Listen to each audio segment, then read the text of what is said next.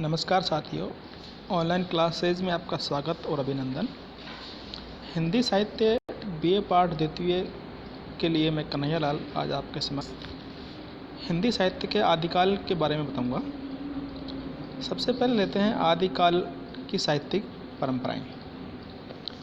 यह स्पष्ट है कि आदिकाल में अनेक साहित्यिक परंपराएं विकसित हुई और उन परंपराओं ने आगे चलकर साहित्य के विकास में महत्वपूर्ण योगदान दिया।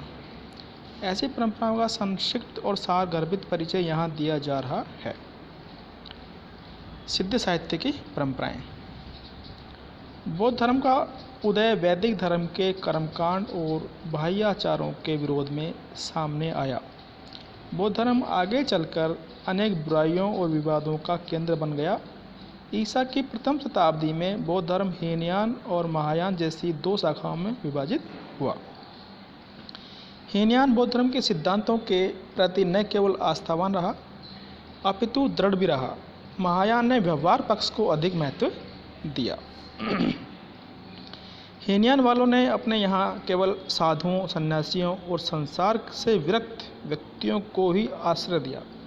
महायान ने गृहस्थों, सन्यासियों, छोटे बड़े सभी को मोक्ष का प्रलोभन देकर अपने यहाँ आश्रय प्रदान किया।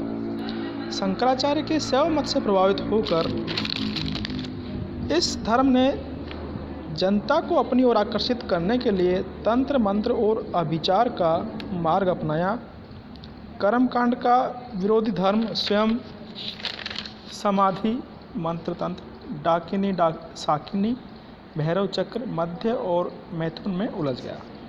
इस प्रकार कहीं भी नैतिकता शेष नहीं रही और सदाचार जीवन से गायब हो गया।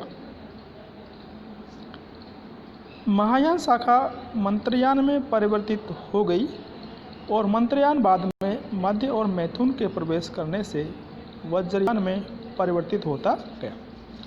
मंत्रों द्वारा सिद्धि प्राप्त करने वाले बौद्ध लोग तांत्रिक सिद्ध कहलाए। इन बौद्ध तांत्रिकों में वामाचार चरम सीमा तक पहुंच गया था। स्त्री सेवन को इन्होंने संसार विष की औषधि बतलाया था। सिद्धों द्वारा जो कुछ लिखा गया वही सिद्ध साहित्य कहलाया। अब सिद्ध साहित्य को तीन भागों में विभाजित किया जा सकता है। पहला है नीति या आचार संबंधी साहित्य, दूसरा है उपदेशात्मक सृजन और तीसरा है साधना संबंधी या रहस्यवादी साहित्य या रचनाएं। अब लेते हैं सिद्ध साहित्य की विशेषताएं।